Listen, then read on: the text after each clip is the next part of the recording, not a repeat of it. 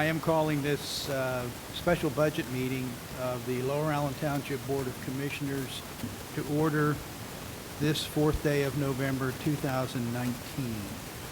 Proof of publication is available if anyone cares to see that. First item on the agenda is if there is any business pertinent to the township, discussions will be limited to 15 minutes per person. From the looks of our audience, it's all related to the township. Thank you. Under budget discussion, fire funds. David, are you going to lead us through this? Yes. Thank you, Mr. President. I think how we're going to proceed tonight is I'll walk through the PowerPoint.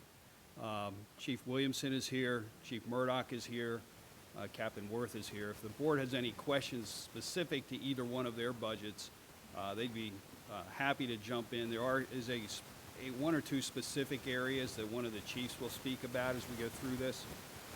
So I'll kick it off. This is the other funds, and I think I might have done what I did last time. I think your budget has Lower Allen first and Lisburn second.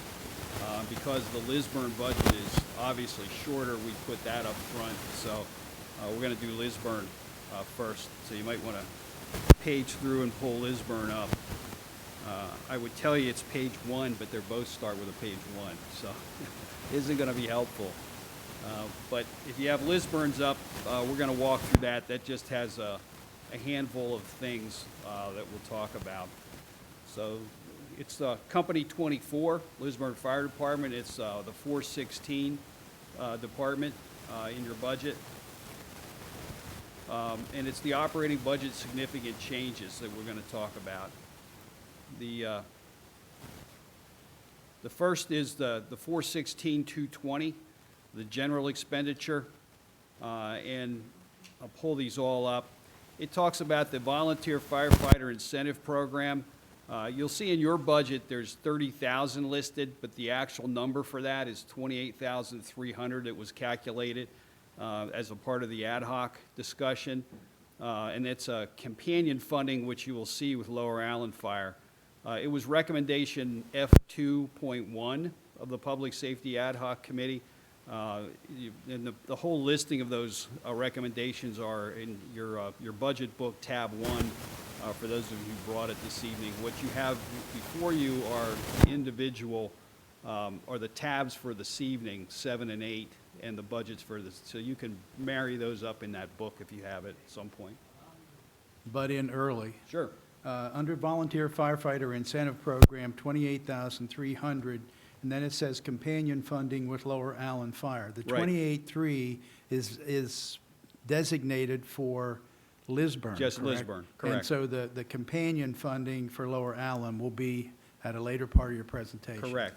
I'm done. That'll be in 416 or 411-220 when we get to the Lower Allen budget. And it'll be 30,000 there? Is that what No, we're saying? it will be more than that. Yeah, So. I think I saw that. So in your tab 7 actually lists what that program is.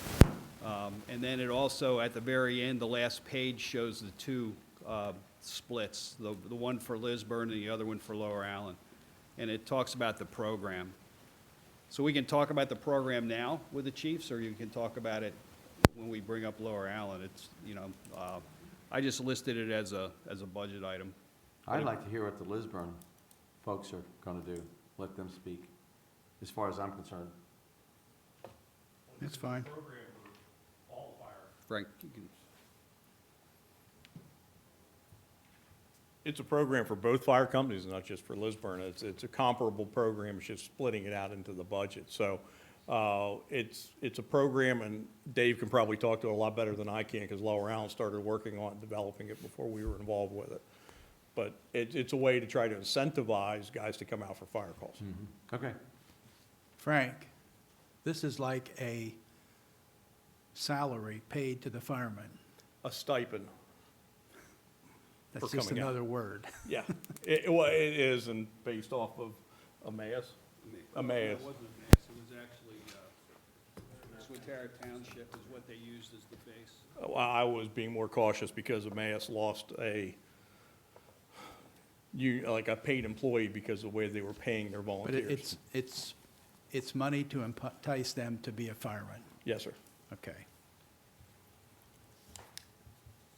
Yeah, the chief is correct. Emmaus Borough lost a court case because they were paying their firefighters and calling them contractors, and that, so they weren't employees. So we need to be careful, the terminology we use when we're paying these people. The stipend program, I'm sorry, the volunteer incentive program would be an amount of money we would give to the fire company and let them dole it out as their members earn it by going to a certain number of calls and things like that. So the township is not paying the firefighters. Okay, but that brings up another question. If Emmaus was paying them as a contractor, that meant that the recipients had to pay taxes on that, right? Yeah, that's correct. That's one of the things that lost Emmaus their court cases. Emmaus was actually paying the checks. They were withholding taxes. And they were just creating an employer-employee relationship, which enabled the firefighters to form a union. So we're making it clear from the beginning that we are not paying the firefighters. We are endowing the fire companies that they may incentivize the firefighters in whatever way in whatever program they dictate. But is someone going to do withholding for these people? That's going to be up to the fire company. Okay. Okay, I'm still on this, I don't understand why we're showing 28,000 and then 30,000. I don't understand that 30,000. And I think I juxtaposition these. It says tab 7, but it's actually tab 8. So it would help if you go to tab 8. There's actually two amounts that you'll see between, this is the program that the fire company worked on. They have the oversight for the volunteer incentive program. And then the subsections for that are the eligible participants, the incentive program, and the point system that's assigned. And the back is the budget piece, and it talks about firefighter 2s, firefighter 1s, interiors, probationary juniors, and fire police. And the total request between the two fire departments is $82,000, with the Lisburn being $28,300. You'll see in the Lower Allen budget when we get to it, it's $15,370. So we're to make a long story short, $30,000 figure, but I think for this presentation, Director Hall just zeroed in on that. Rather than Right. asking Okay. I wasn't really questioning the program, I just didn't know why we had two numbers. Yeah, that's why. When originally we were talking about 30, but when the fire departments crunched the numbers, they said, really, we're only looking at probably the 28,300 number for this one. Okay, thank you. So it would just be an adjusted piece to the budget that we Thank can you make. for entertaining my, Sure, and I apologize for it not being tab 8. Tab 7, actually, in the budget, will be talking about the live-in program.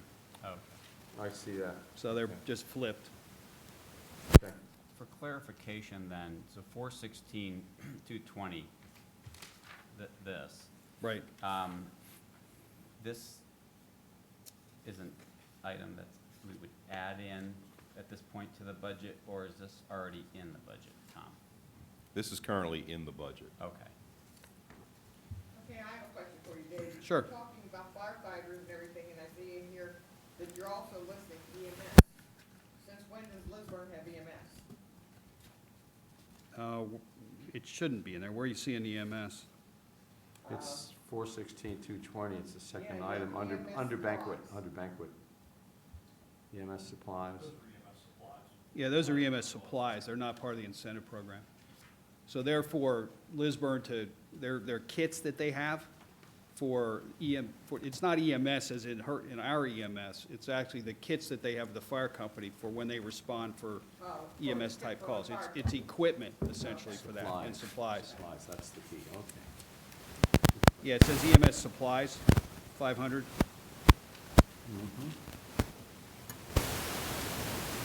Now, I think, Frank, for the benefit of purchasing, you go through our EMS to help with,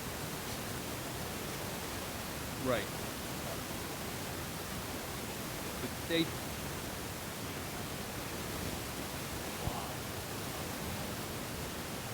it's just charged back to Lisbon at us, because there's the savings in doing that, because of quantity focus. Well, the keyword there for me is supply. Yeah.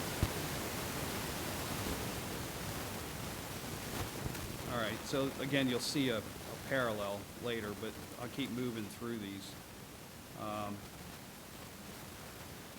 In 416-260, under minor equipment, a number of things are listed there, and if you have questions, again, Chief Williamson can explain what these things are. But it's the 5-inch Siamese. There's one of those at $1,300. The blowhard fans, one of those at $4,000. What's a Siamese? It's a split connection. Yeah. Blowhard fans, those are the ones from Massachusetts, right? I don't think this is working. A Siamese allows you to have 2 points of input to 1 point of output. It's a new for us rural water movement option where we don't have to put the folder tank down on fires up to 1,000 gallons per minute flow. We can put the Siamese down instead of having tankers come in and dump into a folded tank. We just supply it. It allows 2 tankers to supply coming up to an engine at a fire. That's not working. All right, they can pass the mic around. The blowhard fans, and or fan rather, portable LED lights, 4 of those at $2,400 total. Halogen bars are forcible entry bars, 2 of those at $250 each for $500, and then foam, 2 of those at $250 each for $500. And then there's the Plimo vents, and you'll see this at a variety of places, not just with Lisburn, but also you'll see it in the Lower Allen. And I put a picture of the corrugated tube that hangs as you walk through the bay. You probably have seen them. But there's a number of upgrades and replacements that are needed and repairs for that system, which was put in, I believe, when the building was built It was put in actually at the old station. and moved down And here. out of Lisburn, probably well over a dozen years ago. And it was moved from the old station to this one, and same thing from EMS over this. So the replacement parts that we're looking at there are $4,900, and that could be a multi-year venture to fix all of the runs that are coming down to all of the apparatus. So Lisburn's looking at this in just general parts replacement and repair.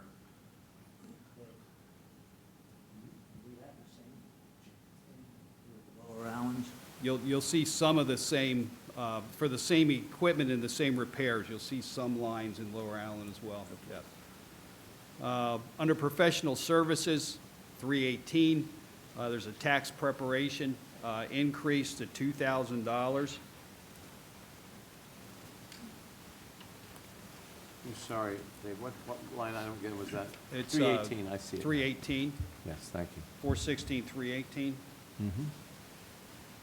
Then under the series of things listed here for 416, 321, that's the communication expense. They've eliminated 2 apparatus phones, and they've replaced that with 1.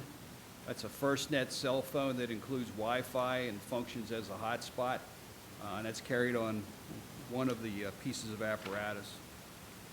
Under 416, 373, there's the maintenance and repairs, the category.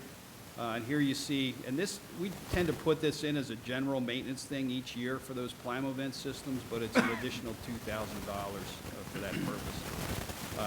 It's a contracted service where they come in and they take a look at them and review them and make whatever necessary maintenance and repairs. That's separate from the replacement pieces that have to be ordered to upgrade some of the runs. one of the things that we're trying to accomplish is there are compressors that basically fuel, energize that system. What we're trying to do is get, slowly over the next couple of years, replace those drops with magnet mount drops so that we can get rid of the compressors. We've already merged, we had 2 compressors, one for EMS and one for fire upstairs. We eliminated, thankfully, we have some great people here that know how to work on those things.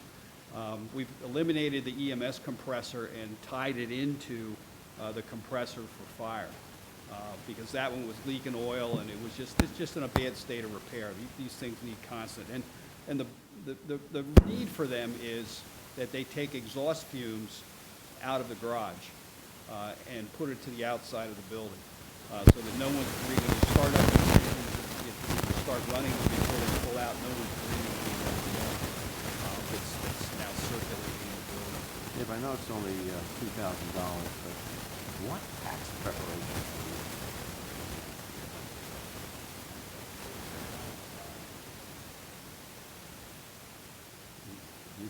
You drew the short straw, Mary. What is it? 416,318, and in the PowerPoint, it's just says tax preparation, increase to 2,000. What tax preparation? We file taxes every year. Our 220. We have to, yeah. And normally, every 3 years, you also pay for us to do the audit. We have a full financial audit every 3 years, and we pay for that. Last year was the full financial. This year is just the regular tax prep. And actually, our tax prep people give us a discount. And we pay a third of it, you pay a third, and they give us a third free, so. It's huge. No, it's huge. Don't file a tax return as a 501c3. Okay. It wasn't the amount, it was just. Okay, the next one is 416,375, the maintenance and repair of equipment. You'll see an increase there up to $12,000 for that headline. That includes $4,000 for tire replacement on engine for tires on the fire engine. That goes from $7,500 this past year up to $12,000 for that increase. So in addition to that, it's the $3,500 for the Plimo vent diverter. It's required for the new tanker. And Chief Williams can elaborate on this, but when they purchased the new tanker, the old Plimo vent attachment does not fit to the new tanker. So they've got to actually now replace that connection piece, and that's $3,500. So that's been placed in there for that reason. And that's actually the end of Lisbon. So, are there any questions on the Lisbon side while we're still looking at it? Seems like a lot of things coming into play this year. When you look at the 78.4% increase in expenditures, sometimes they just all happen to hit at the same time. Fair comment? I mean, fair. We are catching up. Fortunately, you're right, it is all at once. Since we don't turn the wheel and make stuff off as the fire companies in there, we like to see a blowhard fan in there. We want to put a gas-powered fan, gas system in that. We want to make sure that it's ready to use. These are electric. Okay. They can run about 45 minutes before they have to be recharged, and they also have a plug that we can run through. So we're trying to reduce some of our maintenance and repair costs. Good. Thanks, Frank. Okay, we'll switch over to the Lower Allen Fire Company then. Significant changes. And here, basically, you see a request that was submitted by the fire company for a support part-time fire admin assistant 20 hours a week at $15 an hour. And what you see in your budget is a higher total. Again, after discussing it, after that submission was done, I think 15,600 was in the request for spreadsheet. But that's been lessened now because we don't believe that they would be up and running with that first of the year. So they're looking at hopefully an April 1 start date if the board would approve it. And the note that you have there, and we'll let Dave, Chief 12, talk about this, is with the retirement from volunteer service of Bill Zorn, it was just unbelievable how much work Bill Zorn did here as a volunteer. Major gap, and that's been kind of passed out now to about 3 or 4 different people trying to do the same thing that Bill had done. And on top of that, they have all of their other responsibilities as volunteers. So they're just requesting some clerical assistance with that. I'll let him elaborate on it since it was their request. Essentially,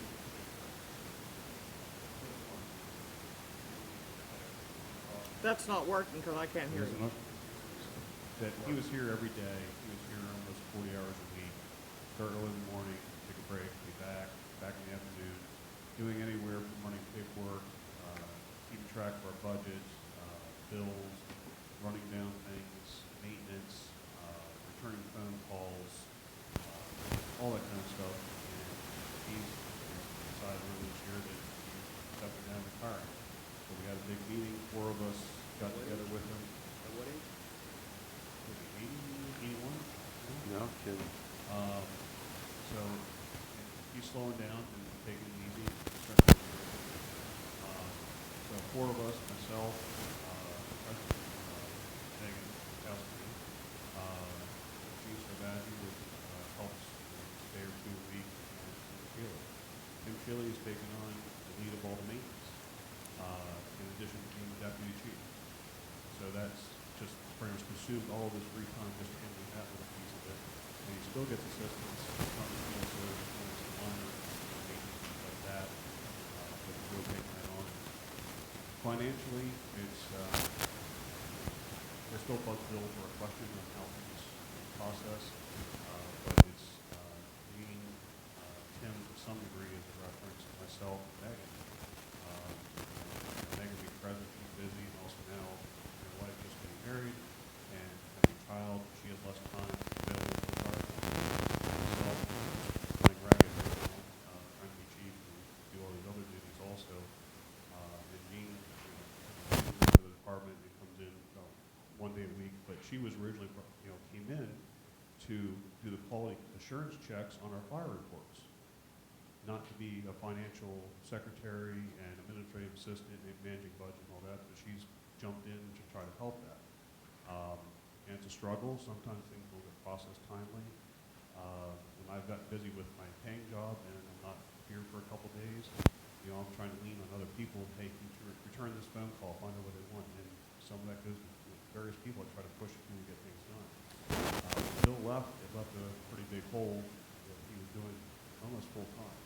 So that's what we're asking for an administrative assistant.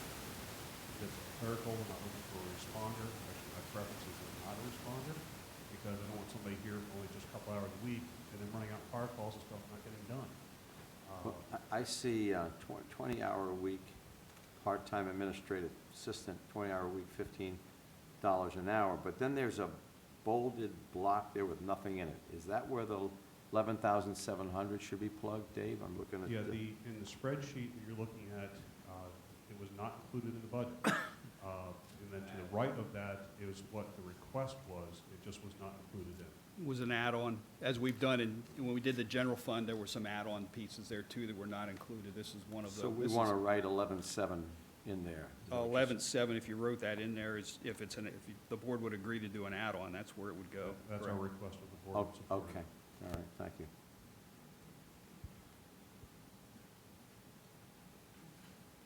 Any other questions for Chief? How soon would you want to bring her on or him on? By, Well, we'd like to bring the person on as soon as possible, but talking with Director Hall, budget goes into effect January 1, but that starts now that we can start the process. We'd have to finalize a job description. Then we'd have to get that approved through the board. then we have to go through the we have to go through interviews and a hiring process. We don't see that happening before April 1st. So we use the first quarter to do that, then we potentially could be hiring, bring on board in April, work diligently at it. And that's why we reduced the number to 11.7 for this year. With that in mind, it's just not practical to think we're going to be starting January 1st. But the number works out to 15.6, so that means the project cost will be next year, the full year. Historically, we're at about 3 to 4 months from the time the budget would go into effect until we try to bring positions on. If you take a look at Captain Deven, when we put the EMS captain on board, he didn't start until sometime in May. So it takes that long to go through the process. That's why the original thought was 15.6, and that's why that's in your spreadsheet, but that's an annual figure. We're never gonna make like the first week of January. So it's, we downsized it in discussions with the fire company. Any other questions? Yeah, the 15.6 is not in the spreadsheet, right? Correct. Okay. All right. That's the blocks. that Yeah, you yeah, were yeah. talking It, about. it reads the 15.6 request in the spreadsheet, but it isn't. We have to put it in if we're going to. Yeah, it was in another spreadsheet I looked at before we moved it into the add-on. All right. My question to the manager, I guess, Rick Rowe, would be on what we received as far as the 5-year spending plan, the forecast that we were given. The add-ins, like for this would be in the 2020, included in the 495,185 of recommendations, correct? And then the difference, let's say it's kind of not a lot, but for January through March of 2020, and then including the rest of it would be a full year for 2021. That would be part of the 2021 number of 47,454. This is.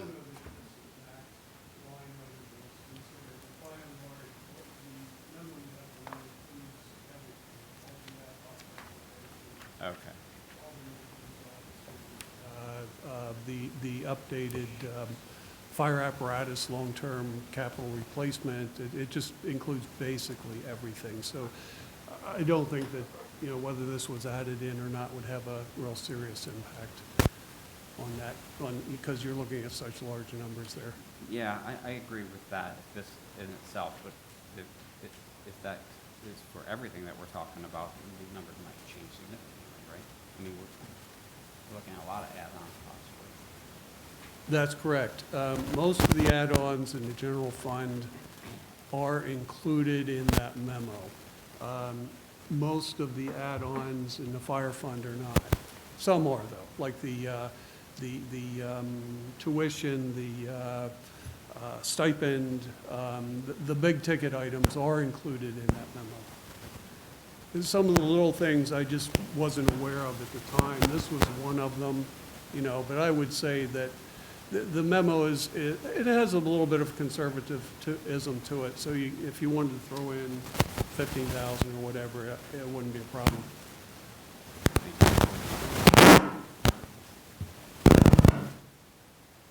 Podium. Any other questions? Any other questions on this?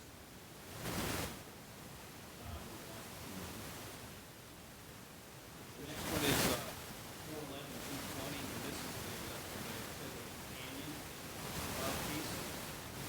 This is the college living program for $85,000 accommodation, tuition, and stipend. It's a recommendation F3 of the Public Safety Ad Hoc Committee, which you can see in tab 1 what those recommendations are. And this is tab 7, this one is correct.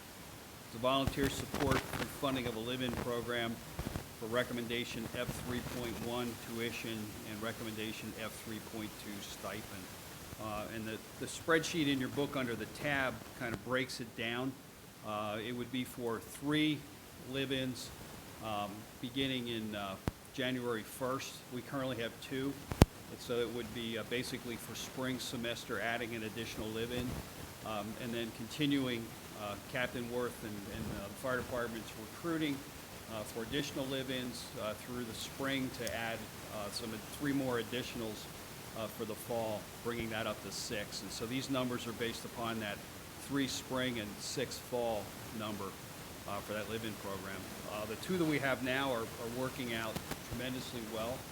I mean, they're on the engine rolling out of here all the time and doing really, really well. And so we want to support that program through increasing the stipend and through increasing the tuition reimbursement program as we laid out in the ad hoc committee.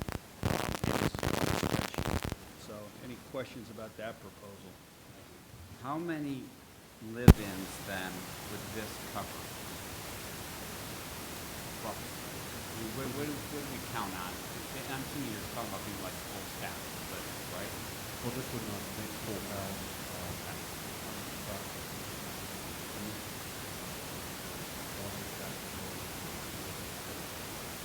so if we have 2 live-ins in, looking to possibly students for the 3rd spring, and fall is 3 additions for the fall. We have housing capability to house those 8 live-ins. We've had that condition in the past. We are goal to get there, do that to the end. But, this, How do you recruit, David? I mean, where's the field from which you're recruiting? It's many factors. We do advertising in a statewide publication, across the state, always looking for live-in there. They were out events, we have flyers. Captain West would like to speak more detail, but high level, we now visit schools, counselors, guidance counselors to speak about this. A year ago, we went to local colleges and tried to educate them on what we have available.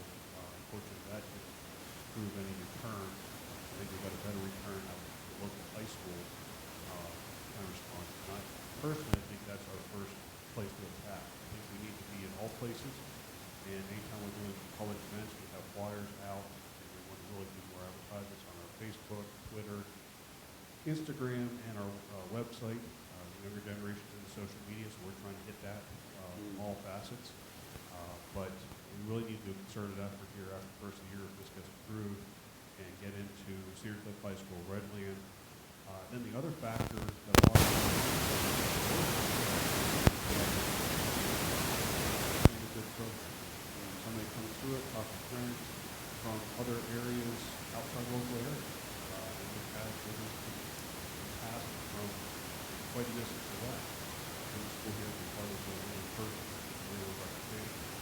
Which I'm very concerned. And many other departments have also, but all of us are suffering the same problem. Even more proactive.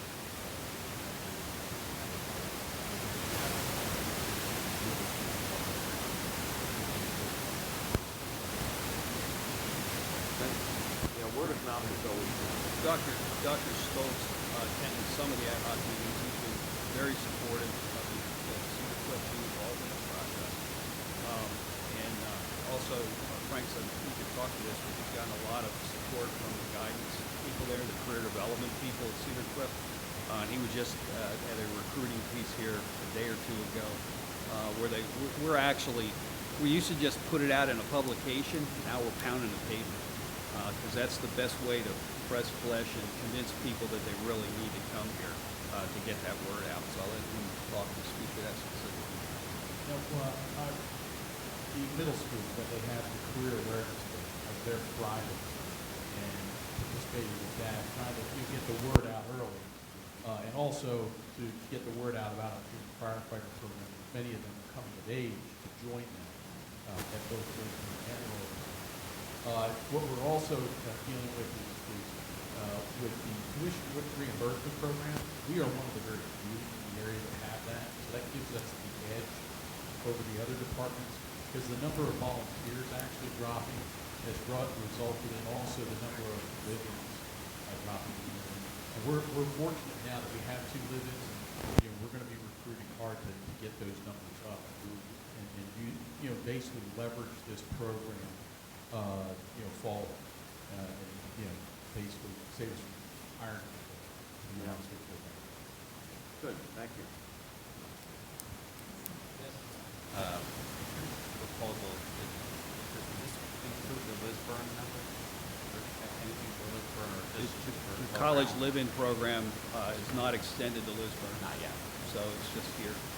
So my other question then, Chief Murdoch, I guess, since you're spearheading this, and I sat through the ad hoc stuff, and I'm completely aware of this issue, and this is one of the programs I think is worthwhile pursuing, at least at some point in its entirety. I guess what I'm saying is, so right now we're sitting on 2. The goal would be to get to 6 ideally in this proposal in 2020, right? Just throwing this out there, if the board decided to go along and pursue this as something that is worthwhile and being on the cutting edge and staying there, is it something that could ramp up over a little bit longer period of time? Necessarily, I mean, let's just say, for instance, we put the money into it 2020 and things didn't work out and we wound up at 4. Not that the money's wasted, it just goes into the funds, I guess. But for budgeting purposes, obviously, we're going to have probably some issues with budgeting this year and moving forward. Is there any chance a ramp up over a little bit longer period of time, maybe 2 or 3 years, starting in 2020 would be something worthwhile looking at? Yes and no. Could it be? Yes, just about anything possible.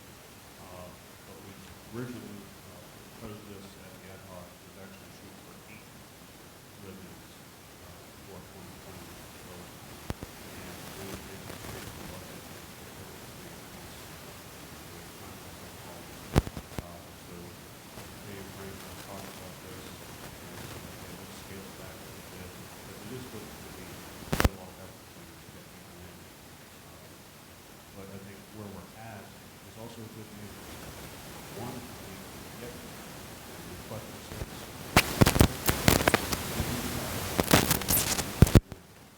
the other thing is when we come in next year and have this discussion, if we fund the program as proposed, and say, okay, if we had this available, we did all this advertising effort, and the net result was whatever it is, maybe it's less than desired, maybe it doesn't mean anything else, we don't get any more participation.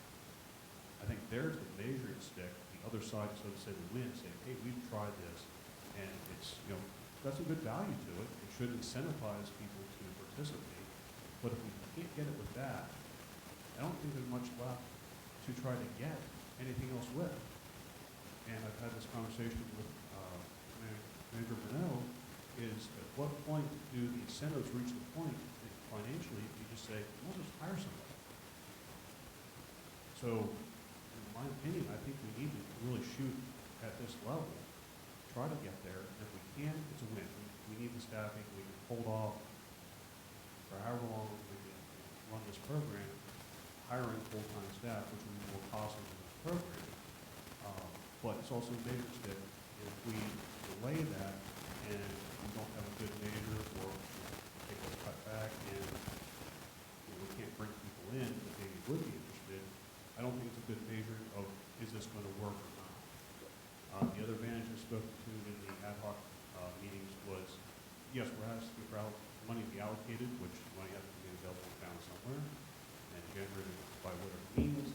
But if the program's not having participation, the money's not spent. It's not spent. It stays there. It's not like buying a widget and hoping something's going to happen. So I think there's a financial value that it's not wasted money that's being allocated. And if I could jump back to your first comment, your question about Lisburn, it would be great if we could get a program like this for Lisburn. And if you, I don't know if you were at the meeting we had out there in the station tour, one of the limitations there is they don't have the living facilities to have people living in that building. If that could change in the future, this might be another program that could leverage staffing for Lisburn also. I thought Chief Williamson had offered some room in his place. That was a rumor. Well, we just getting ready for college. What does our current two live-ins get from us right now? Under the current program, the first semester, the participation, which is actually this semester right now, they get 25% reimbursement of their tuition, which is capped at tax tuition rate, and they get $91 a week as a living expense. The second and subsequent semesters, they get a 50% reimbursement. What we're proposing is up that, start first semester 75%, and subsequent 100%, and then $180 a week living expense to handle food, fuel for the vehicle insurance, and all that kind of basic living. Obviously, we provide the housing in return for their time and effort. And part of the stipend for the living expense is they're not allowed to have another part-time job. We need their hours here, we need their availability here. We've had live-ins in the past that can go to school, get off school, and go work a job. Even though they're living here, so you don't have that expense, they still have to put gas in the car and insurance, which for an 18-year-old isn't cheap by any means, and food so they can still eat. We don't provide that. But what that did is they weren't available to be here to run calls, because it's like go to school, go to work, sleep. And that was 5 to 7 days a week. And if we're lucky, when the fire whistle goes off, they're around. Correct. Yeah. So we wanted their availability, so in place of a job, we had that living allowance to help cover those costs. We see this in a basketball metaphor as the first step in a full court press. If we don't achieve this, it looks pretty bleak on the other side. And for those of you who attended and were at some of those sessions, you've heard everybody talk about that. The fire service is in crisis throughout the state. We've heard that.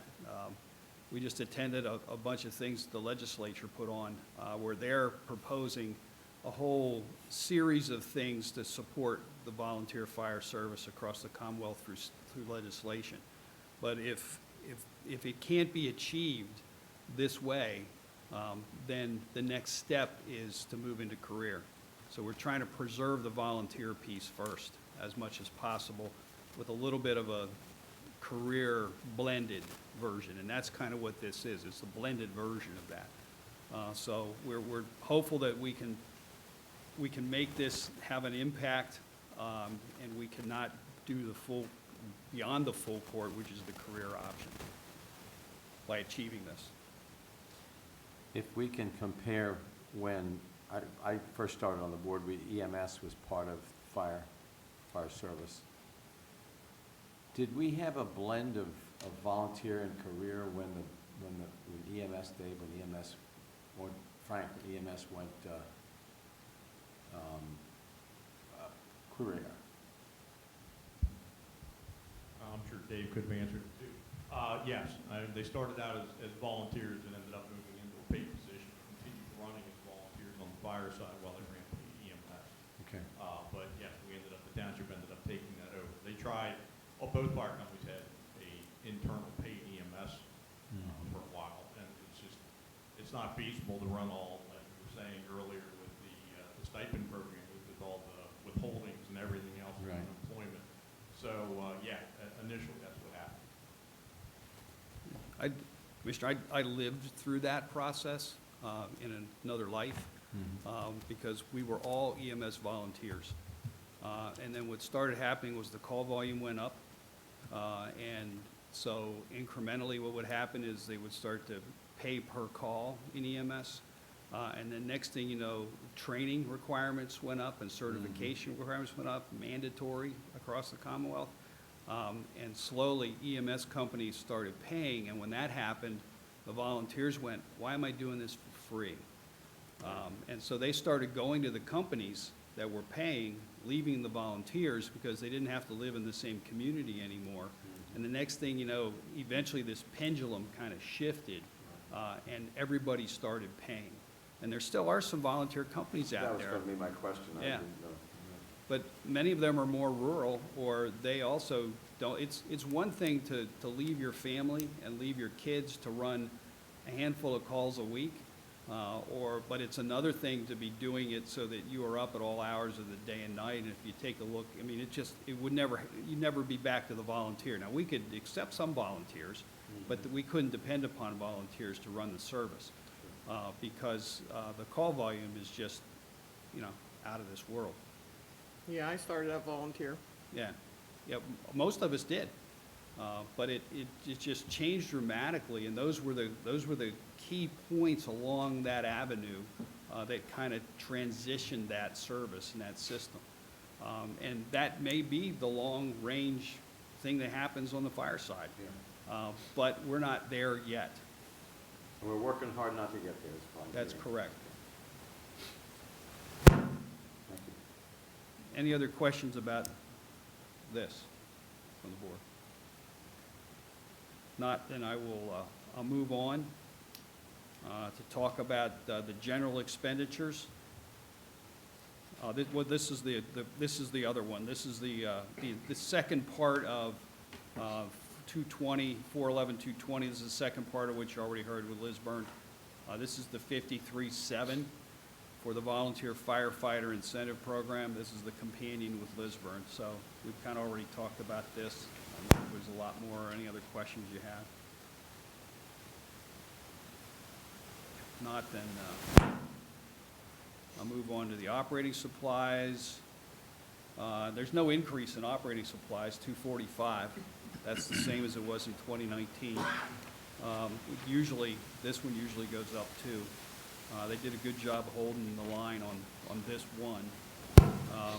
For a 411-250, building repair and maintenance supply, the ice machine in Station 2 took a dump. It's failed currently. It's out of service. It'll be $4,400. These are commercial ice machines to supply ice for the firefighters. So that's in there for a replacement of that machine. Under 260 minor equipment, Sion, and this is actually two of these. We have one of these in each one of our ambulances now. The new ambulance came equipped with this, and we just had one installed in 374. They're 360 to get cameras installed on all sides of the vehicle. We had some vehicle contacts on the fire side with parked vehicles. And what these do is they record and track, and the screen's mounted for the operator to see both sides of the vehicle, the rear and the front. It's a 360-degree view for the operator with all cameras on all sides. They're $4,100. Company. So there's one in there for Truck 12, which is one of the vehicles that was involved in one of these incidents, and then Squad 12 as well, since it's the one that's on the road almost all the time in responses. The Climo vent apparatus exhaust parts replacement here again is a $4,900, just as Lisburn had, to replace and upgrade some of the Climo vent system that's in place currently. Under Service Bureau, the Alpine Red NMX, which is that fire software that we've been purchasing each year over a 3-year installment. The live portion of that will require some maintenance fee this year, $6,700 for the 6 month of what's live. 411-321 is a communication expense.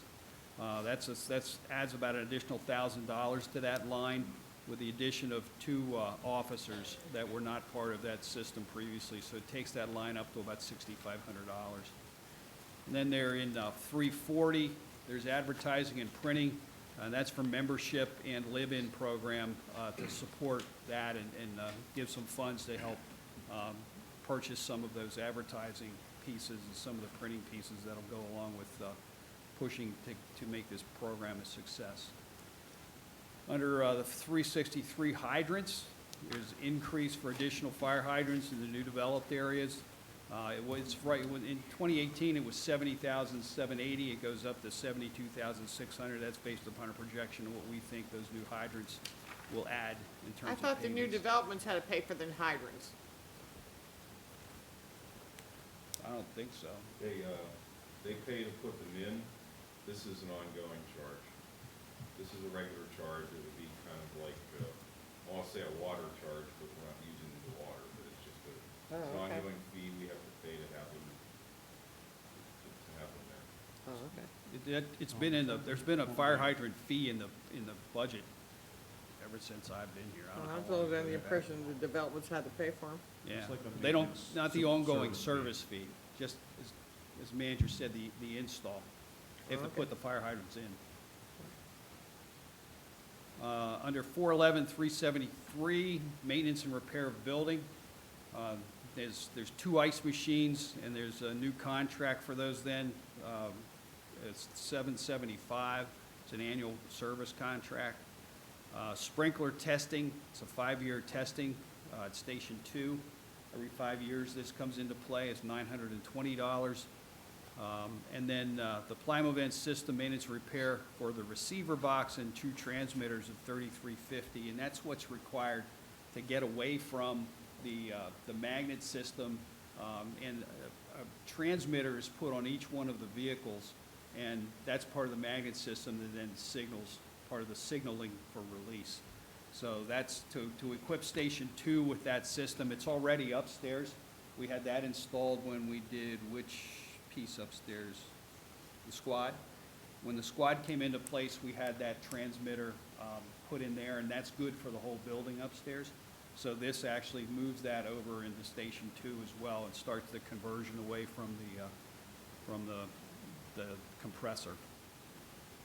Under 411-375, maintenance and repair of vehicles, what Chief Murdoch has listed here is for each one of these pieces of apparatus. What they saw this year in this year's budget was a lot of expenses on repair and maintenance of vehicles that exceeded what the budget allocation was. And so what his attempt here is to actually track by vehicle, and that's the red part down below. They're all based upon the actual 2019 cost year to date, and breaking out vehicles for better accountability, more accurate cost tracking. So those things you see listed as new are just a breakdown of what the actual expenses were and what anticipated expenses will be for each one of those vehicles. And he also there has listed what year each of those vehicles was purchased. And what you'll see is that as they age, the costs go up, and as a result of that, some of these numbers may go up over the years.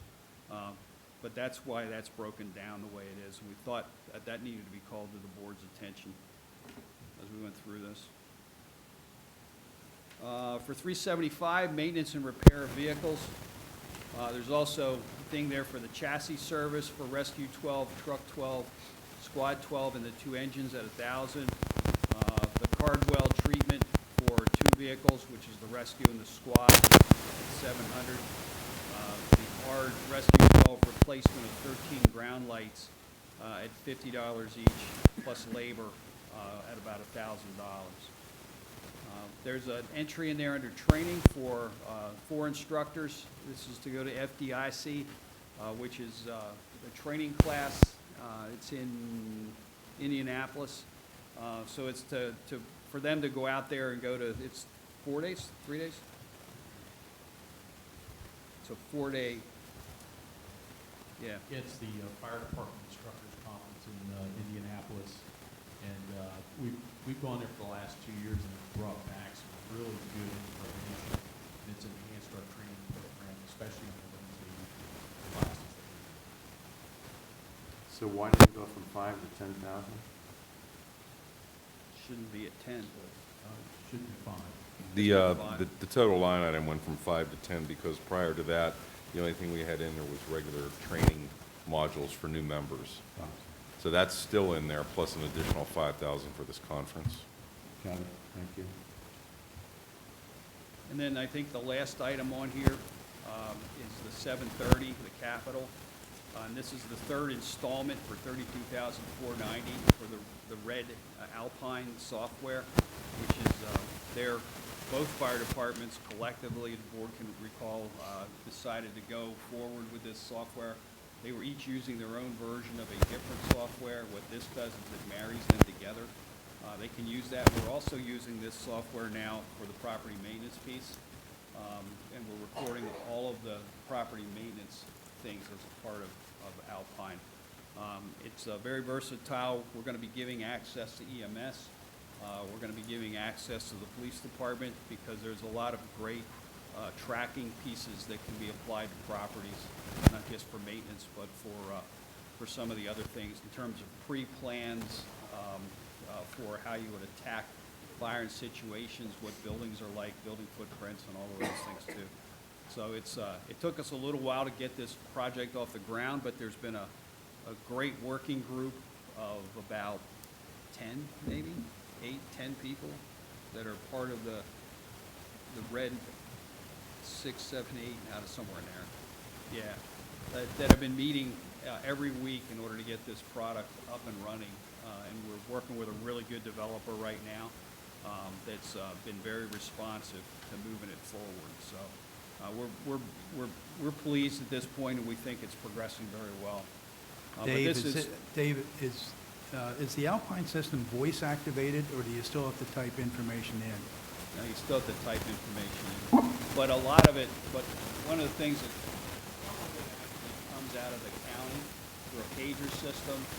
One of the enhancements we'll be looking at probably in the future is a more interactive piece between the new county CAD, which is going in hopefully by August, and this system. So we're looking at not having to rekey.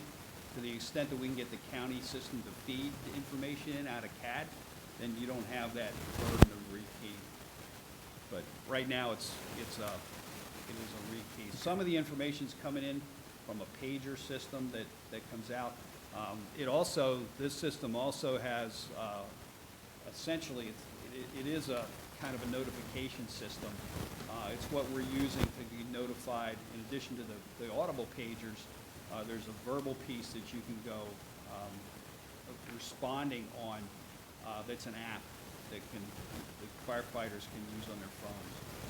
So it's pretty versatile. So again, as it says, we're in year 3 of that 3-year purchase. And then the only other thing was to replace the fire terminal server for $6,000.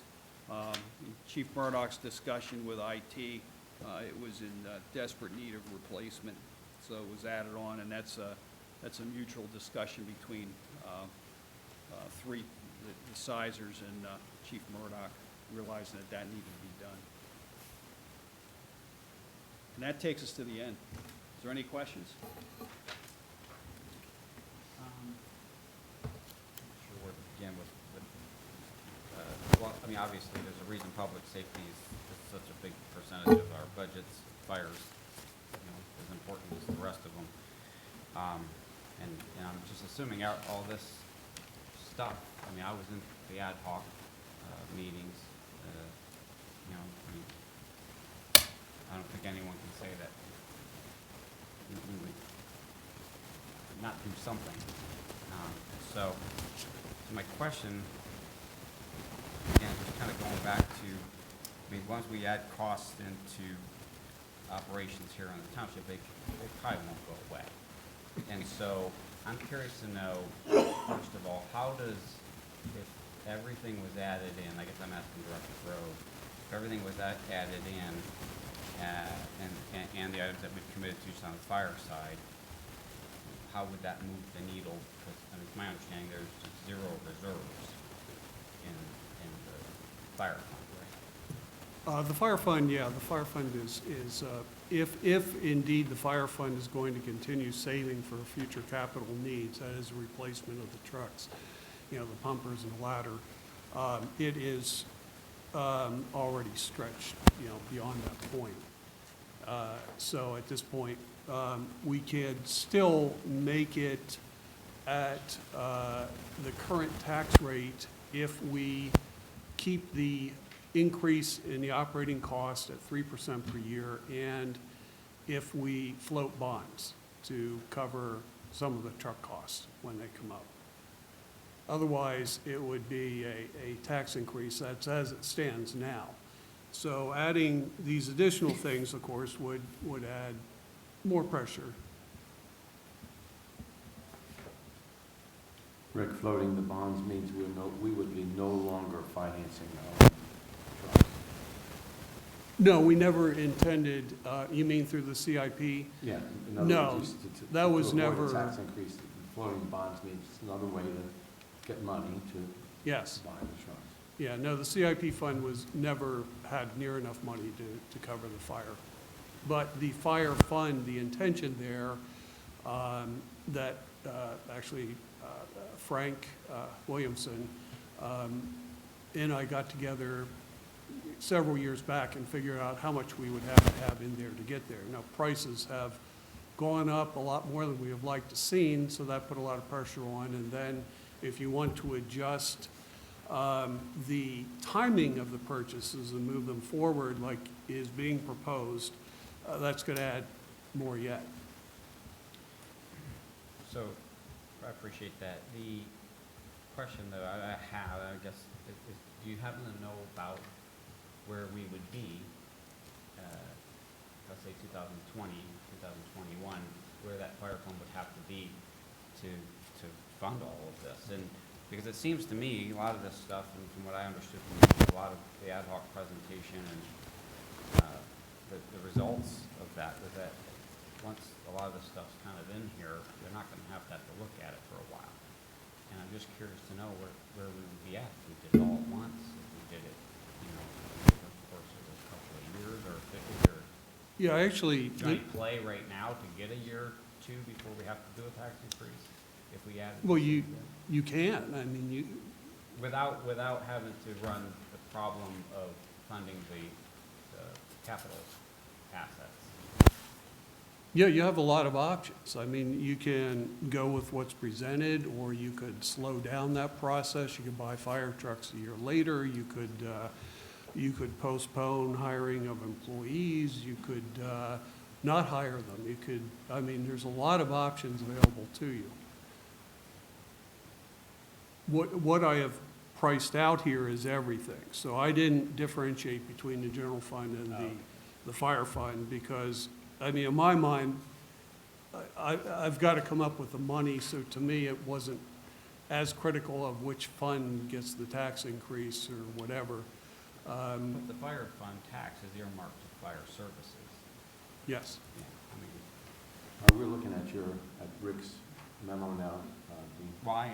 Okay, He- that's he- right. He just referred to it, so I'm Yeah, kind of good, going. good. yeah. Want to make sure that I'm with it. I mean, I see what you're saying, that overall, the taxes all come on one bill, but I also think it's important to know what would be earmarked to the fire fund. You know what I'm saying? Yeah, I In could, these increases, because I'm not seeing a lot way down the road of substantial increases, obviously. Can't ever predict anything, but from what I understood is once we kind of get rolling here with the stuff, because I think Chief Murdoch said, or somebody said, we'll start from behind here. We fell behind, and if we got things moving, where would we be and feel comfortable, let's say, over the next 5 years? If we have to raise the fire tax, I would imagine, to fund this. Let me restate some of the things that Director Brett said. There was a tax level for the fire fund that was designed to pay for two things. One, operating costs. Number two, keep money aside for apparatus replacement. We've fallen, I mean, I think he was kind when he said a little pressure, but we're behind that right now. That was predicated upon, I think it was 3% increases annual. yeah, increases that to was the budget. main killer. I mean, the We've fire exceeded fund, 3% increases, and this current budget, as you can see, goes well over 3% increase. Another thing that put pressure on us was the apparatus replacement schedule was inadequate, and that the costs of apparatus has gone up, has skyrocketed beyond what we anticipated. Plus, there is a piece of apparatus that they would like to move up earlier in the complete replacement schedule, that we won't have enough money in the fund in the year that they want to purchase it. So it would need to be financed. Again, the original intent was to save enough money to purchase the apparatus from the fire fund when it became necessary.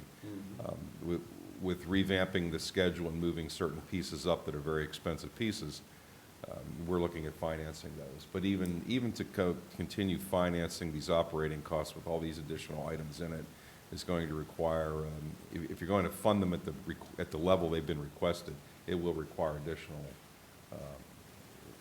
resources in that fund. And unless we can find some other resource that's not a fire tax. The other option is, of course, to not fund these items or fund them at a incremental and increasing rate over the years. But I think as been presented, what was presented to us in our meetings was that we're kind of we're reaching a critical point now with staffing and response and things like that. And if we don't do something, we will get to the point, I guess we'll get closer to the point of needing to hire paid firefighters. So we're kind of, catch-22, we're between a rock and a hard place. We've got to get people out on apparatus, but there's no inexpensive way to do that.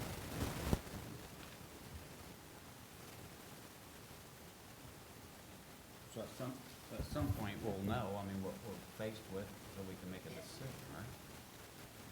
Yes, of course. Okay. When will that be? Well, I don't know what you want to put in here. Once I know what you want to fund, then I can answer the question. Well, I'm guessing that the folks out here tonight that are with us are saying that everything kind of needs to be funded, and they've already been through the ringer of having to take some things down or out. I'm just assuming that if we did fund the necessities, which I'm assuming these are mostly necessities, where would we be? I guess there's two ways you could approach it. You can go through and say, these are the things we want in there and don't want in there, or you could go from the opposite direction and say, we'll give you a certain % of increase in your budget, and you pick the most important items. And I'd say those are the two ways you can focus on the budget. Either way works.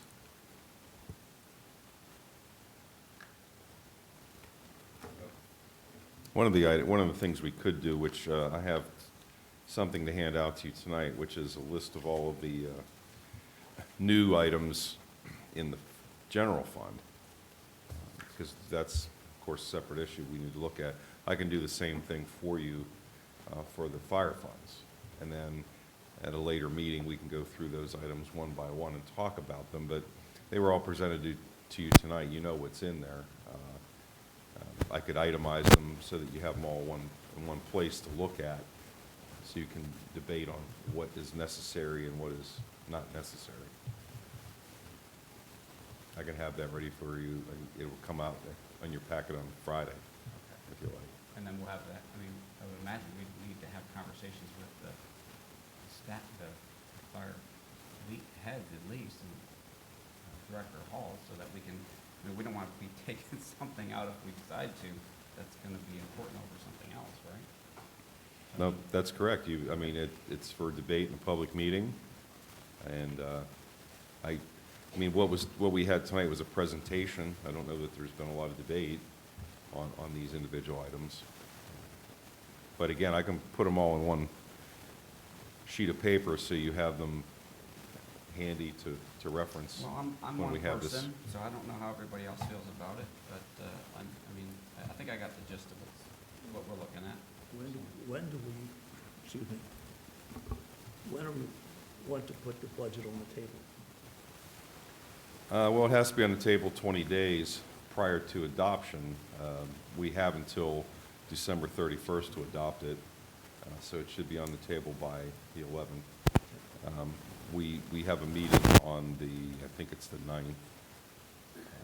We have 2 potential budget meetings prior to that. That's what I was trying to get to. We have 2 weeks from today, and we have December the 2nd.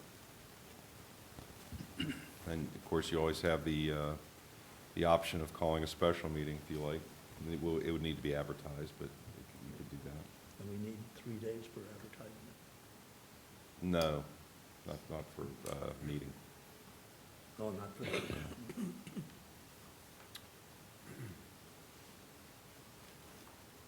All right, so I just had one more comment, I guess a question and a comment. So, back in the ad hoc, I think early on, one of the first couple meetings, one of the slides I saw, Frank, if you can maybe help me, you know, what has been causing this decline in interest in the volunteer firemen. And one of those key things was that they don't want to, more and more don't want to come in and, you know, do fundraising, and they don't want to do administrative stuff and all the extra stuff, you know, that basically the other members are doing. And I'm wondering if that piece has been considered. I hate to use the word incentify, but is it, you know, we're trying to look at things from all angles. Are we considering doing something to beef up some interest there so the firemen don't feel so pressured to have to do all that stuff themselves? And if the answer is yes, is there any way in some of these dollars that we've seen tonight to maybe work some of that into those current dollars? Well, Frank, before you talk, shouldn't training be added into that as to one thing that they don't like the amount of it? To be honest with you, as it relates to training, there are no requirements in the Commonwealth of Pennsylvania as it relates to the training level for firefighters. But in due diligence, the fire departments require their members to receive a certain amount of training, namely the essentials of firefighting, and then also hazardous materials and basic vehicle rescue, because those are the major types of incidents that they respond to.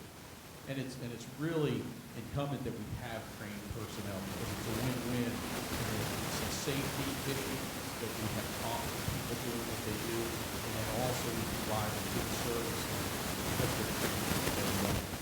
Well, and I understand all that, and I agree with you. We have to have well-trained people, but if they don't like the amount of training, how do we combat that?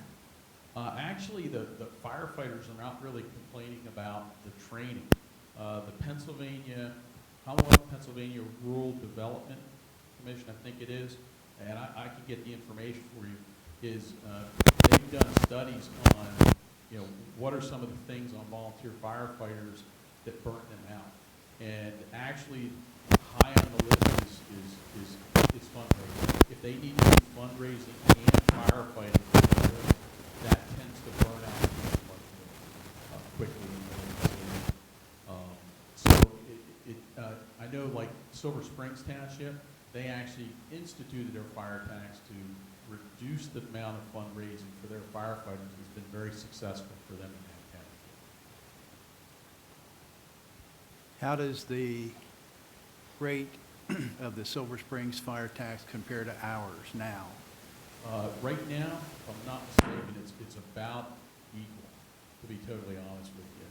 In talking with one of the officers from New Kingston Fire Company, and they use also their money is mainly for capital expenditures versus operation. That's what they use theirs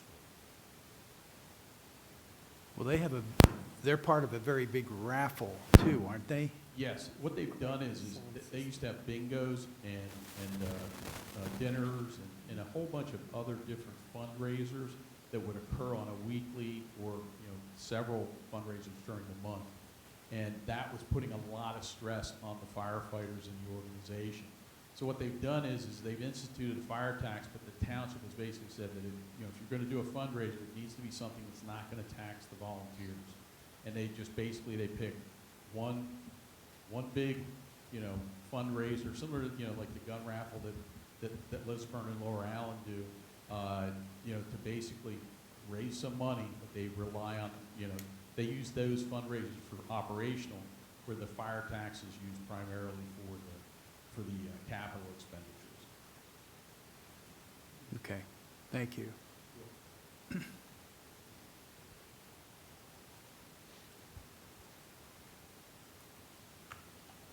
Rick, is it fair to say that, I'm looking at your memo on first, the cover page, the first page, second paragraph, and the next to last sentence reads, these, meaning the systemic expenditure increases, other increases in ad hoc recommendations, add approximately just under $3.7 million to the budget over the next 5 years. That equates to about 2.09 mils, is that fair? So, theoretically, the board could raise taxes by 2 mils and should cover these expenses over the next 5 years. If you raise them earlier rather than later, you can do a much less. I've got that number here, actually. I see the 2.09 here. I did the math myself, Rick. I didn't realize you had it there. Okay. And I realize this is a very high number, but if you were to do 1.45 mils now, you would be set for 5 years, including everything. That would, I don't know you want to do everything, but assuming you wanted to do everything, 1.45 mils would do you for the next 5 years. If you want to do it incrementally, the increase is going to be higher. Mm-hmm. There are some efficiencies and things that can be done if you have like a long-term plan as opposed to doing it piecemeal. Rick, Yeah, just leave your paper. to clarify, that's 1.45 mils that is general fund, fire fund, or a combination? That'd be both. Yeah. That'd be a I mean, combination of both the Yes, general fund unfortunately, and fire fund? yes, correct. That would be a total of both. Yes. And that would be the total added to both mills, both types of taxes. Yeah, 1.45 mil increase would Yes. cover the 3.659 million. Correct. I just didn't want anybody to panic and think that was just in the fire fund. So that would be quite a bit. Yeah. What's the millage rate currently in the fire fund? It's .52.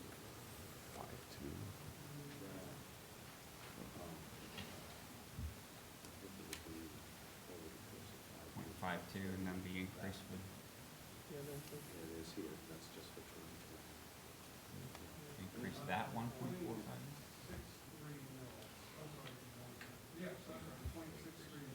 0.63 mils, so you're saying to get the fire fund would be increased to over 2 itself? No. I don't know how much of that 1.4 would be fire fund and how much would be general, but it would be less than 1.45 for sure. But it could be, without knowing all the details, Rick, it could be that we would be doubling the fire fund. Yes. Fire fund tax. Yes. Well, the manager asked what the board thought of his putting together a sheet of information that is all there, doesn't need a lot of picking through. I guess I'm putting words in your mouth now, Tom, but I would be in favor of such a sheet because several years ago, the sitting board went through and made some recommendations. In fact, we've done that the past couple of years. Last year was particularly, I handed out a secondary sheet which had, do it, don't do it, or postpone it, if you remember that sheet. Yes. I do. We can do something like that again this year, but I don't think I have to actually give you a form that has check boxes on it. We can do that, but for the past 3 years, I've given you a, what I call the new and discretionary projects memo, and it has everything listed and all the line items, everything. I have that to give you tonight for the general fund. What I'm saying is I can prepare the same thing for the fire funds and have it in your packets this coming Friday. I would I could appreciate it. help. Yeah, I would appreciate it.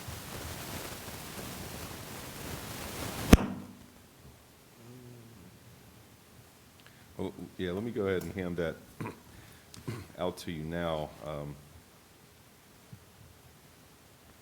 I don't know if you want to get into it tonight, since tonight was for fire fund, and this is all about general fund, but give you an idea of what it is that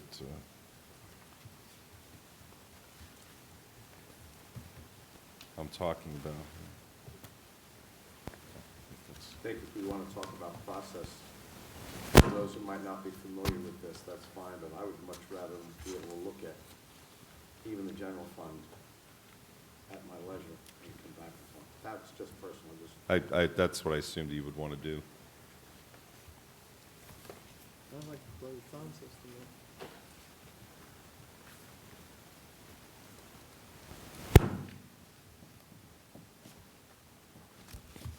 One of the things that's in there is a discretionary project under municipal building is a new sound system. I think I'm changing my mind on discretionary on that. It's Take a- that word it's a must-do discretionary out of yesterday. there. All in favor? Aye.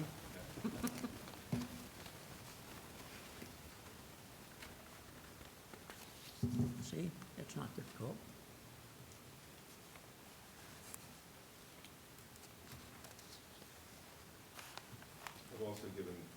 I've given copies of this to the directors.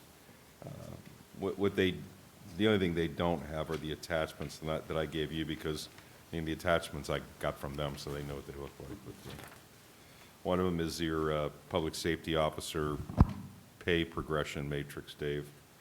Another one is the garage door stopper laser thing. And the first attachment is our Guardian Web Presence software that we have in there as a discretionary item. So everything else the directors have, as well as you do, they haven't had a chance to read it yet because I just handed it out today. Well, Tom, from what you've heard tonight, knowing this for the general fund, and what was talked about tonight for the fire fund, and Rick's projection without a lot of calculation and backup at this point being 1.45, do you think that's absolute tops? Are you asking me if I think that's the maximum Yes. tax rate? I trust the finance director. I haven't done the numbers myself, but if he thinks that's the number, That would be- I'll go with that. That'd be everything that you has been brought before you by the ad hoc committee, and almost everything that was brought to you in these budgetary presentations. And the differences aren't really going to affect things that much.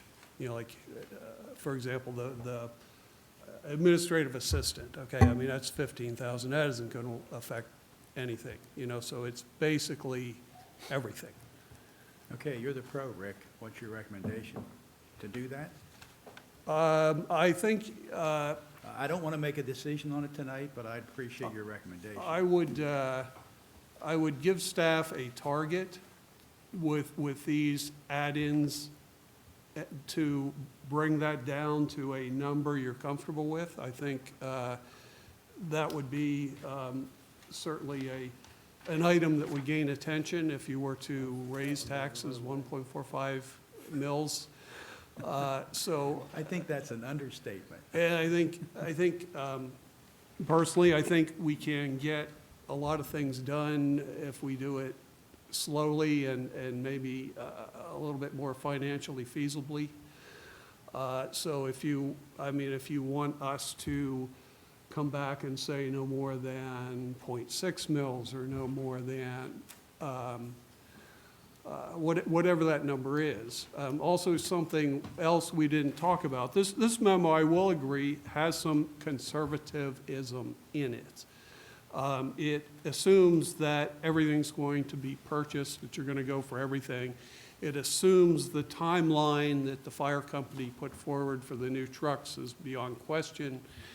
And it assumes that we will not spend down any of the excess fund balance.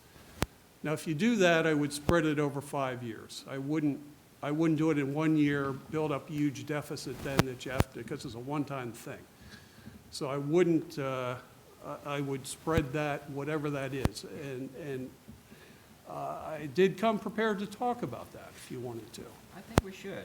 Well, first of all, unless I'm missing something, it's my understanding that the boards in the past, or recent past years have been, I think a half a mil has been like the tipping point. Is that correct? Yeah, yes. Okay, so we're talking about triple that? I don't think the public's going to tolerate that in 1 year, first of all.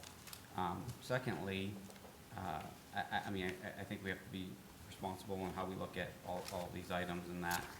But you mentioned the fund balance. I think it's probably a good time, maybe not in this meeting, in another meeting, that we start talking about how we would work some of that down. I mean, we have a pretty good fund balance, probably better than most in the area, I would think. And I'm not going to say it's excessive, but I think that it's definitely healthy. And I think that if you look at 2 years ago, I think the average tax increase on our residents was, I think it was calculated out somewhere between $80 and $90 per dwelling or something like that, or per Yeah, that's parcel. in the memo here. It's about, current tax bill is about $582. Okay. I think But I mean the increase, at that time, in 2017, Oh. when the 18 bill was passed, so for 18, our residents saw an increase of approximately between $80 and $90. Whether we want to, concede to this or not, the residents don't really distinguish between taxes and fees. And in 2019, we gave them a $76, or whatever it is, $78 fee for stormwater. Mandated or not, they got hit with almost that same amount the following year.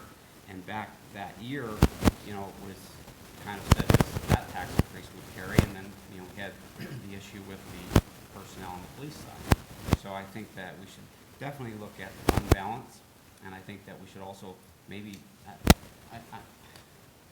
it seems to me, if this is all the stuff that's in play, I think we should maybe take a look at some more things. I'm not an expert at budgeting, but I would think there's a lot of things in the budget we should probably just look at if we're going to start talking about huge tax increases. On fund balance, there is a very real danger there, because we are talking, all these costs are permanently increasing the budget. They won't go away.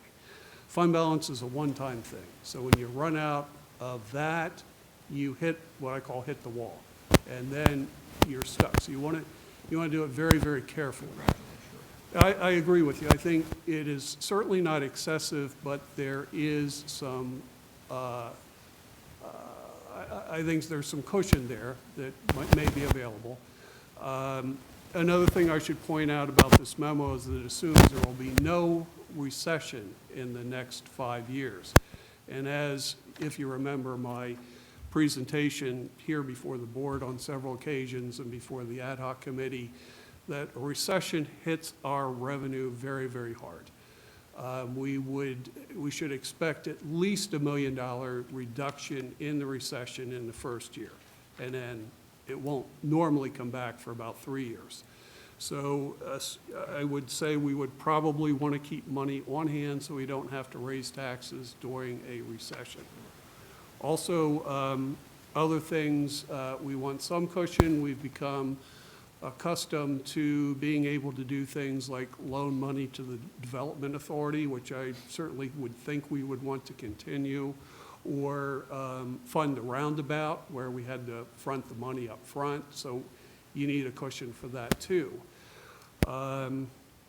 Also, our revenues, while they are extremely strong historically, are not going to grow as they have in the past 5 years or so. I mean, we've seen a very healthy increase.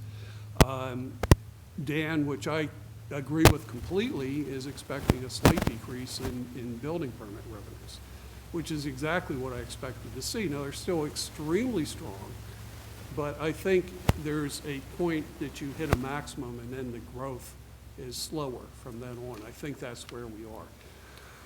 Rick, is it safe to say that, and I'm not recommending anything, it's not my place to recommend anything, but the idea of just entertaining the idea of the 1.45 mil at one time, would create a situation where we would have to be very, very, very disciplined in our spending and in our budgeting, because there's money in the bank.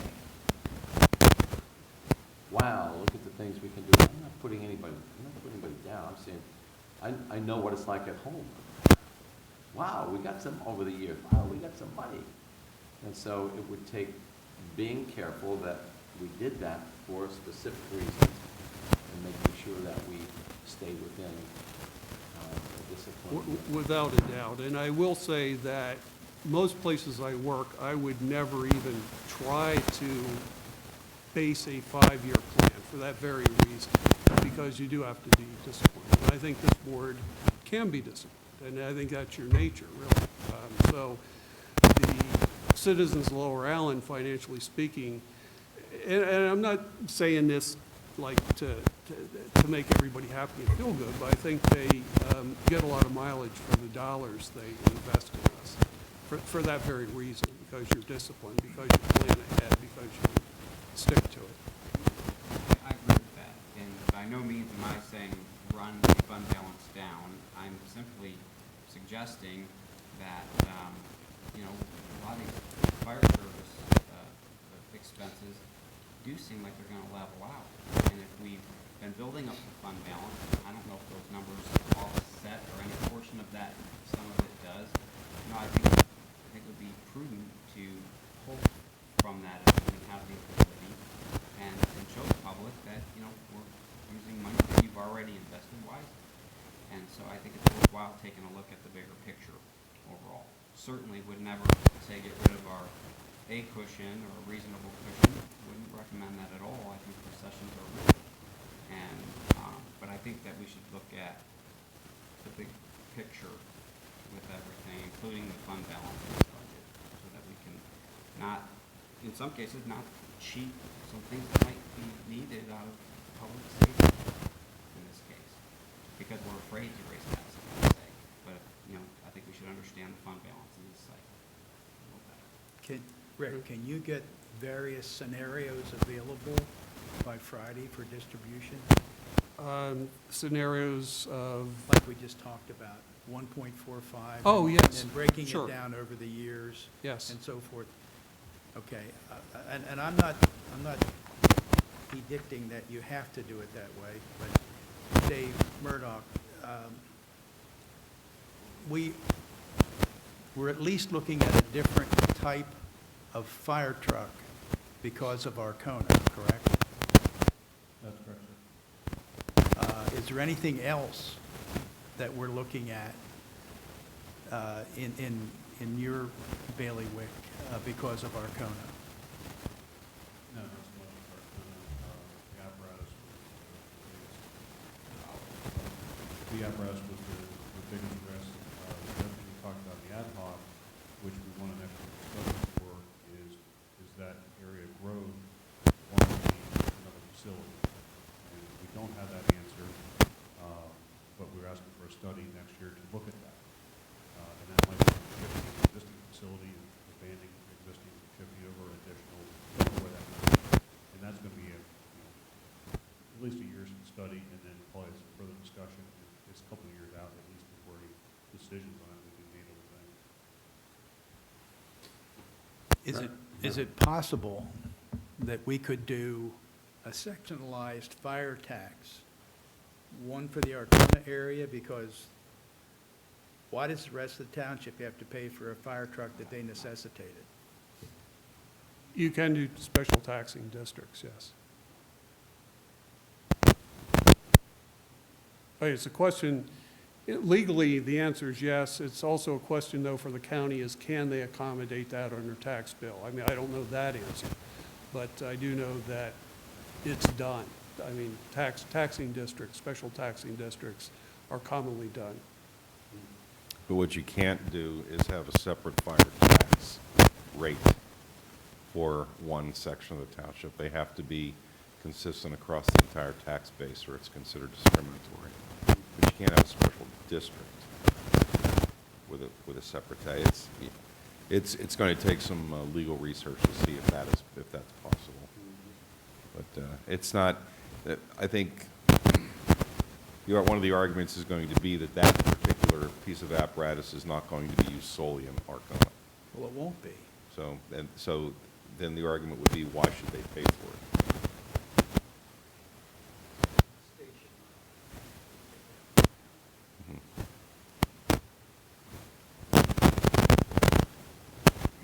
I think one of the other things I need to clarify on Rick's charge for Friday is, do you want those scenarios to include using some amount of fund balance to do this? Rick, we need to have the board years ago come up with 15% of what our revenue is that right? That's Or our correct. budget is. Is it revenue or budget? Budget. And we're there? We have more than that, yes. We're a little over that, I think, aren't we? Well, then I would say, yes, who's the question? I would say yes, it would be good to see if there were funds, and we not break our own board policy that we would have available. I would like to see that. Was that your question, Tom? Yeah, it was, you were asking about various levels that's of a tax scenario. over various years. I'm thinking, do we want to use some use of the fund balance in that mix somewhere? Because we do have a little cushion, and, I mean, it is good to use fund balance when it gets, higher. Again, ours isn't what I would consider to be too high, but it's above the 15%, so it can be used, but we want to take care not to let it get below the 15%, because that actually is our fund balance policy that was adopted by a board in the past. Absolutely. That we keep it at 15%. And if it drops below 15%, there are certain budgetary requirements put upon the board then. Yes. So, Well, I would agree with the sentiment that certainly we should, this board should not be hands-off.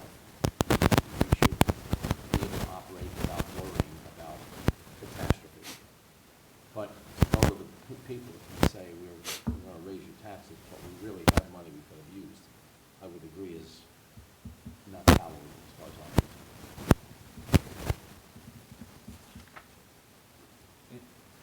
And I also believe that, I believe that, you know, we have to be disciplined moving forward, and I believe that the township's been very disciplined. I just think that things are gonna come up. I cringe when I hear if we we added a 1.45 mil, something like that, and that should carry us for 5 years. I mean, in 2017, I heard it sitting out there, and that just wasn't the case. There was an if we didn't basically hire a police officer. We have to have the need to hire a police officer. It should have been the if behind that statement. And now I'm really hesitant to say, well, let's just go and do a massive tax increase with this idea that's going to carry us 5 years, when we don't know if that study's going to come back on the fire station side and say you have to spend, you know, a couple $1 million or more on a building. And so I just think, you know, or whatever else might come up in the township. So I think we become more disciplined in our spending when, you know, we're a little closer to the vest with finances than having, you know, a 5-year tax plan. That's my opinion. Well, Commissioner Young and I go back a ways. I think you and I have never served on a board that did not play things close to the vest. That's pretty true. And the staff has been amazing in supporting that and working with the boards to do that. I never considered, I know where your hearts are when you ask for things. My hat's off to you for that.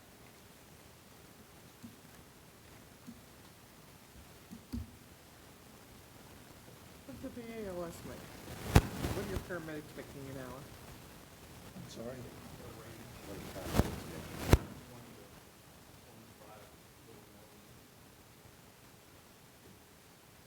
depends on their years of experience. We can get you a chart if you would like. Yes, please. 'Cause I'm not agreeing with this $1 an hour for supervisors. Nope, nope, nope.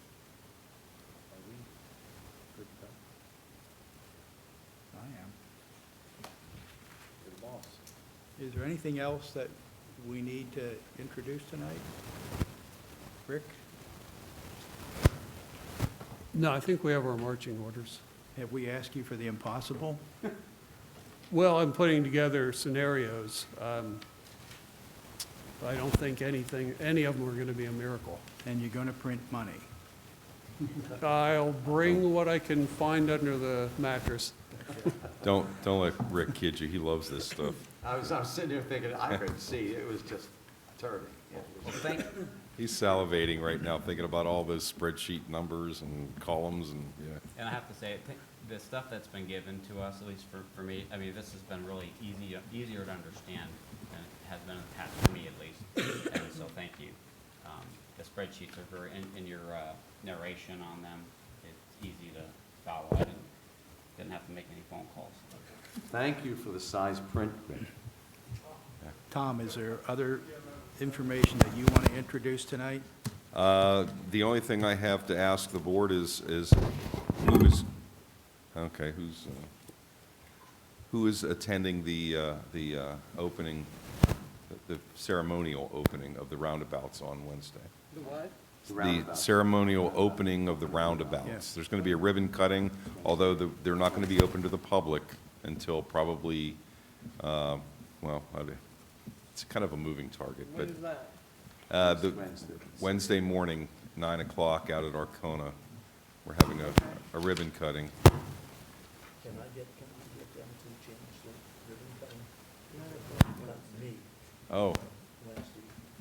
yeah, I don't know. We'll have to, there's probably about 24 people we'll have to check with.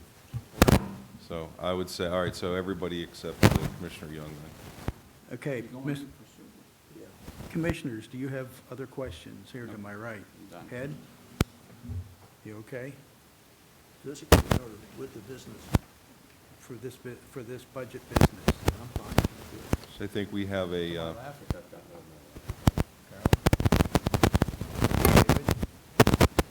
Anybody in the audience want to add anything? Go ahead, Frank.